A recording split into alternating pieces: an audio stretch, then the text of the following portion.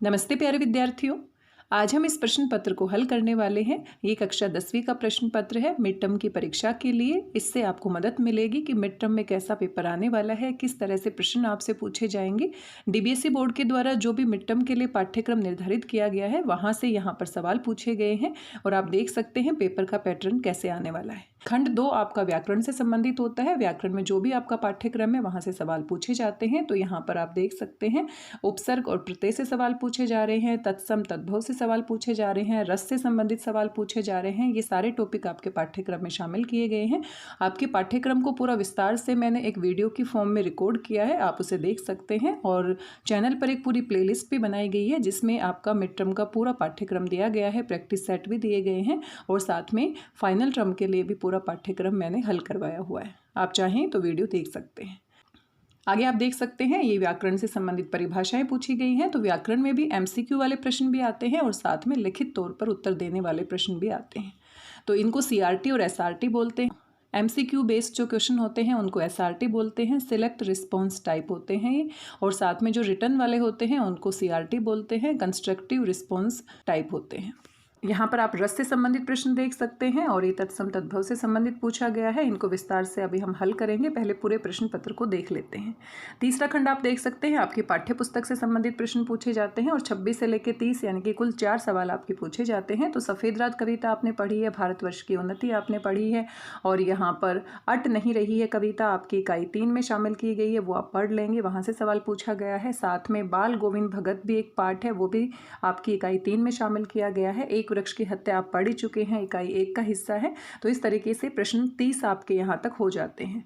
जो चौथा खंड है वो आपका रचनात्मक लेखन से संबंधित होता है और यहाँ पर 3 सवाल पूछे जाते हैं। 31 संख्या में आप देख सकते हैं विज्ञापन लिखने के लिए दिया गया है, विज्ञापन लिखने के लिए दिया है और विज्ञापन लेखन आपने 9वीं कक्षा में भी सीखा था। यहाँ पर संवाद लेखन दिया गया है, आप देख सकते हैं। और तीसरा जो प्रश्न है उसमें आप देख सकते हैं निबंध लिखना है और साथ में यात्रा वृत्तांत लेखन दिया गया है। दूसरा खंड है व्याकरण से संबंधित, यहाँ पर प्रश्न पूछे गए हैं।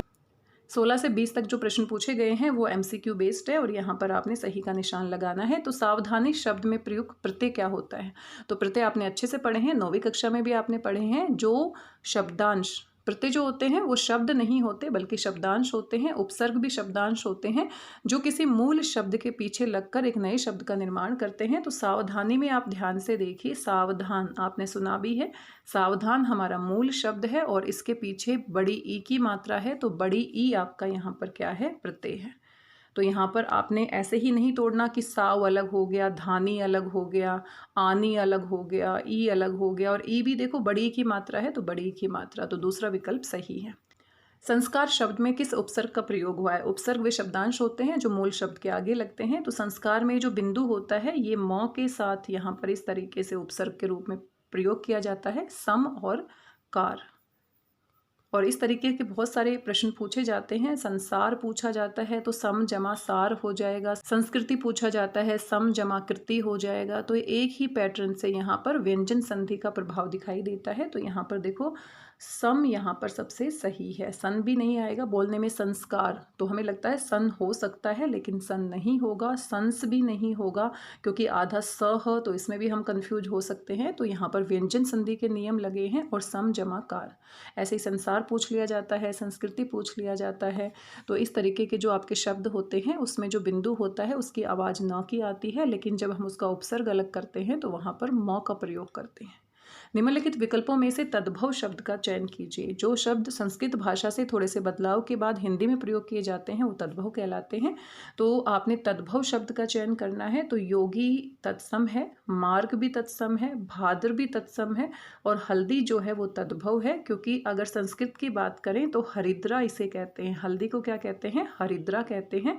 और इसको हिंदी में क्या कहते हैं? हल्दी। जुगुप्सा यानी कि घृणा का जो भाव होता है स्थायी भाव किस रस में होता है? तो रस आप विस्तार से पढ़ेंगे, अभी आपने नहीं पढ़ा होगा। रस के टॉपिक को आपको अच्छे से तैयार करना है, परिभाषाएं भी आपको अच्छे से याद करनी है, उदाहरण भी याद करने हैं क्योंकि यहाँ से 3 से 4 सवाल पूछे जाते हैं। तो जुगुप्सा का जो भाव होता है वो विभत्स रस में होता है। जब आप पढ़ेंगे तो अच्छे से आप इसे समझ जाएंगे। उस काल मारे क्रोध के तन कांपने उसका लगा, मानो हवा के जोर से सोता हुआ सागर उठा। तो क्रोध के मारे, जहाँ क्रोध के भाव होते हैं, अगर मान लो इसका अर्थ आपको पता भी नहीं है तो भी आप थोड़ा सा हिंट ले सकते हैं, संकेत ले सकते हैं। जहाँ पर क्रोध के भाव होते हैं वहाँ पर क्या होता है, रौद्र रस होता है। जहाँ पर दुख के भाव होते हैं वहाँ पर क्या होता है, करुण रस होता है।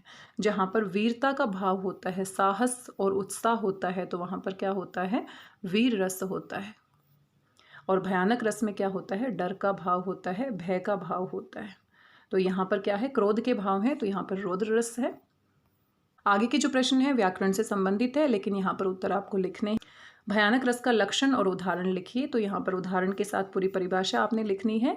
जब किसी काव्य को पढ़कर या सुनकर हमारे मन में भय के भाव उत्पन्न होते हैं तो वहाँ पर भयानक रस होता है। और कोई भी कविता की पंक्तियाँ यहाँ पर आपने लिखनी है जहाँ पर भयानक रस का प्रयोग किया हो। तो सारे के सारे जो रस होते हैं उनकी परिभाषाएं आपको याद करनी है और एक एक उदाहरण अवश्य याद करना है, क्योंकि इस तरह के सवाल जब पूछे जाते हैं तो आपको उदाहरण याद होना चाहिए। स्थायी भाव और संचारी भाव में अंतर स्पष्ट कीजिए। स्थायी भाव क्या होता है, शुरू से लेकर आखिर तक किसी भी काव्य में वह मौजूद रहता है। मान लीजिए अगर आप वीर रस का काव्य पढ़ रहे हैं तो शुरू से लेकर आखिर तक वीर रस यानी उत्साह के भाव वहाँ पर होते हैं। तो शुरू से लेकर आखिर तक जो भाव स्थिर रूप से होता है वो स्थायी भाव होता है। और संचारी भाव क्या होता है, बीच बीच में कुछ समय के लिए कुछ ऐसे भाव होते हैं जो आते हैं और फिर चले जाते हैं। इनको व्यभिचारी भी कहते हैं। और इनकी संख्या कितनी होती है, 33 होती है। और स्थायी भाव कितने होते हैं, 9 होते हैं। निम्नलिखित तत्सम शब्दों के तद्भव रूप लिखिए। तो यहाँ पर भी आपने विस्तार से उत्तर देना है। ग्राम आपका संस्कृत में होता है और तद्भव यहाँ पर पहले ही मैंने लिख दिए हैं। कृषक का किसान होता है, अन्न का अनाज होता है और भिक्षुक का भिखारी होता है। दुर्दिन शब्द में प्रयुक्त उपसर्ग और मूल शब्द को अलग कीजिए। तो दुर्दिन आपका दुर यहाँ पर क्या है, उपसर्ग है, और दिन यहाँ पर क्या है, आपका मूल शब्द है। अ उपसर्ग के योग से 3 शब्द बनाइए। तो ये आसान है, आप बना लेंगे। अस्वस्थ, अस्वीकार, अविश्वास, असंभव, और भी बहुत सारे शब्द आप बना सकते हैं। आगे आप देख सकते हैं खंड 4 है, ये रचनात्मक लेखन से संबंधित है। यहाँ पर 3 सवाल पूछे गए हैं। तो यहाँ पर आप देख सकते हैं आपको 40 से 50 शब्दों में विज्ञापन तैयार करना है। और विज्ञापन आपको अच्छे से पता है, आपने एक सीमा रेखा के अंदर एक बॉक्स बनाकर और उसका एक शीर्षक आपने देना होता है, कुछ महत्वपूर्ण बिंदु लिखने होते हैं। उससे संबंधित अगर आप चित्र बना देते हैं तो ये बहुत अच्छा है। गागर में सागर आपको भरनी होती है और बहुत कम शब्दों में एक आकर्षक विज्ञापन आपको तैयार करना होता है। तो यहाँ पर विषय दिए गए हैं, 2 में से कोई एक आपको करना है। आपने एक योग प्रशिक्षण केंद्र खोला है, योगा ट्रेनिंग सेंटर आपने खोला है, और इस संबंध में युवाओं को आकर्षित करने वाला एक विज्ञापन तैयार करना है। तो यहाँ पर कई बार बच्चे प्रशिक्षण केंद्र को समझ नहीं पाते हैं, तो ये आपको ध्यान से पढ़ना है। योग प्रशिक्षण केंद्र यानी कि ट्रेनिंग सेंटर आपने खोला है, तो उससे संबंधित करके आपने एक विज्ञापन तैयार करना है ताकि लोग ज़्यादा से ज़्यादा इस केंद्र में आ सकें और प्रशिक्षण यानी कि ट्रेनिंग ले सकें। या फिर हरियाली पौधशाला, नर्सरी आप कह सकते हैं, कि पौधों की बिक्री बढ़ाने हेतु एक विज्ञापन तैयार करना है कि ताकि ज़्यादा से ज़्यादा लोग यहाँ पर आएँ और पौधों को खरीदें और पर्यावरण को बचाने के लिए पौधारोपण अभियान चलाएं और अपने घरों में भी पौधे लगा सकते हैं। तो एक ऐसा विज्ञापन आपने तैयार करना है ताकि लोग आपके पास आएँ और ज़्यादा से ज़्यादा आपके पौधे बिक सकें। दूसरा आप यहाँ पर देख सकते हैं, यहाँ पर संवाद लेखन है। संवाद लेखन भी आपने अपने पाठ्यक्रम में देखा है। भारतीय संगीत के प्रति अपने लगाव को प्रकट करते हुए एक विद्यार्थी और अध्यापक के बीच में, तो आपको परिस्थिति दी जाएगी, सिचुएशन क्या है, एक विद्यार्थी और एक अध्यापक है और भारतीय संगीत के प्रति अपना लगाव दिखाने के लिए उन दोनों का लगाव है भारतीय संगीत के प्रति, तो कैसी बातचीत उनके बीच में हो सकती है, आपने कल्पना करनी है और आपने ये पूरा संवाद लिखना है। या फिर आप दिल्ली में आई बाढ़ के विषय में 2 मित्रों के मध्य होने वाला संवाद लिखिए।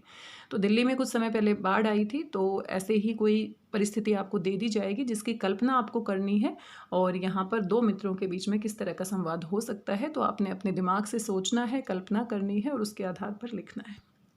अंतिम प्रश्न आप देख सकते हैं, ये निबंध लेखन है। यहाँ पर निबंध लिखना है, तो निबंध का विषय दिया गया है इंटरनेट का मानव जीवन पर क्या प्रभाव पड़ता है।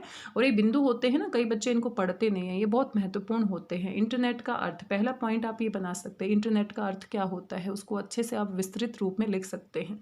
आज की आवश्यकता इंटरनेट, तो आज के ज़माने में इंटरनेट की आवश्यकता क्यों बढ़ गई है, इंटरनेट का समाज पर क्या प्रभाव पड़ता है, उपसंहार क्या होता है, निष्कर्ष होता है। तो ये जो बिंदु दिए होते हैं ये बहुत महत्वपूर्ण होते हैं। निष्कर्ष होता है, कंक्लूजन आप कह सकते हैं। तो इन बिंदुओं को ही हेडिंग बनाकर आपको निबंध को अच्छे से विस्तार से लिखना चाहिए, ये आपकी मदद करेंगे।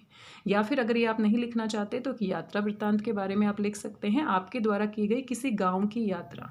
तो साना साना हाथ जोड़ी पाठ आप पढ़ते हैं, और साना साना हाथ जोड़ी पाठ मधु कांकरिया जी का पाठ है, जिसमें उन्होंने यात्रा की है, हिमालय की यात्रा की है, सिक्किम की तरफ वो जाती हैं। तो आपने भी गाँव में अवश्य गए होंगे, गर्मी की छुट्टियों में आप जाते हैं। जब भी आप गए हैं या नहीं भी गए हैं तो कल्पना करके आप अपनी यात्रा के बारे में एक यात्रा वृत्तांत लिखना है। तो दोनों में से एक प्रश्न आपने हल करना है। आज के इस वीडियो में बस इतना ही। आशा करती हूँ जानकारी आपको पसंद आई होगी। मिलते हैं किसी नए वीडियो में, तब तक स्वस्थ रहिए, व्यस्त रहिए, मस्त रहिए और खुश होकर अभ्यास करते रहिए। धन्यवाद, बहुत बहुत धन्यवाद।